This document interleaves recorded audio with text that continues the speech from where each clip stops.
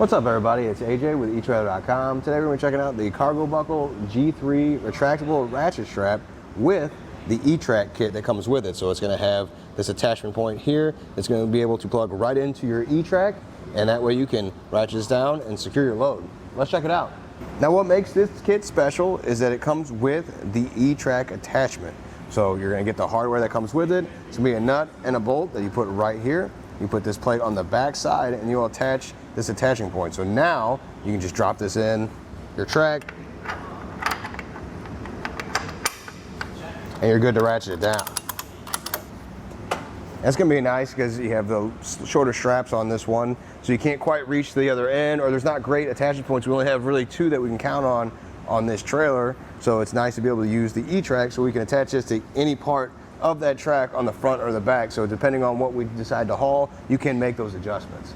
Looking at the CargoBuckle G3 itself, this is going to be the main part of this, the retractable ratchet strap, and it's really easy to use. I like that. It's got the nice wide handle. It's also rubberized, so it's not just a piece of metal you have to put your hand on to try and get those couple extra tensions on it like that. Just pulling up on it, really easy. Or to release it, the same thing. You just hit this button here in the middle. It says release on it. You can get two fingers on there if you need to. Push up towards the top, and it'll release. I like that it doesn't jump really bad. Sometimes they get a lot of tension on them and they jump.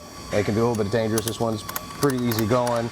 And then to ratchet it, make sure you just stay about here at the top portion and keep going to get that tension on that strap. And then when it's done, you can push it back at the bottom and it'll stay put there. Another thing I like about this is it's not all exposed. So you have the plastic outer shell kind of protecting the sides from dirt and debris and further protecting it when you leave it out in the elements. Moving up here to the strap itself, it's going to be made out of a webbed polyester, so it's like a seatbelt-like material. You can see the texture on there. That might remind you of your seatbelt in your car. Now it's going to hold up pretty well. It's got a lot of tension on there. That's me pulling on it. Doesn't seem like it's going to tear or break. I would definitely be careful around corners. This is kind of a rounded one, so it's coming down. It's not going to be too aggressive and digging in there, but this is the same thing here. You know, just be careful when you're doing that. When you go to tighten it down, it's nice though that it does form to whatever you're tightening down, so you have to worry about it really scratching or damaging anything either. Looking at that strap itself, it's going to be 2 inches wide and 6 feet long.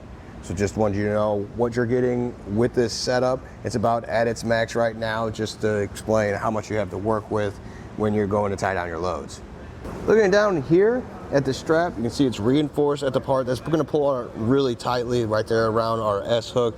I like that. It's got that extra stitch in there to make sure that this part's not going to rip, because it's pretty vital to holding on our S hook here. Now the S hook's going to be vinyl coated, so that helps protect it. If you go to attach it to something, it's not going to scratch it or damage it either. We have it through an ETrack tie down point right here. Works really well there. You see it's barely moving. It doesn't look like it has any danger of coming out of there. But if we wanted to hook it on the side of the trailer, if it reached there, you could hook it onto the side of the trailer just fine too and get that tension. It really is open to hook up to pretty much any attachment point you have or can reach.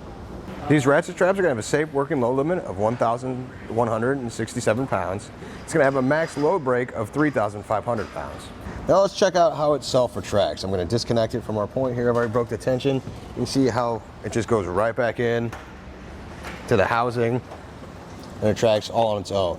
It's a pretty nice feature, like I said, because you don't have to worry about ratcheting back or dealing with any of that extra strap that might get in the way. It just kind of does it itself, and then you can disconnect it and throw it in the truck.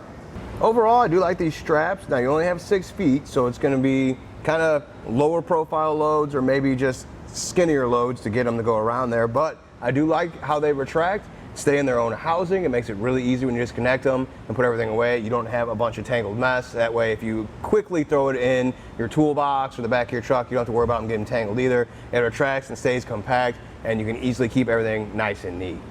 Well, I think that does it. Thanks for hanging out, and hope this helped.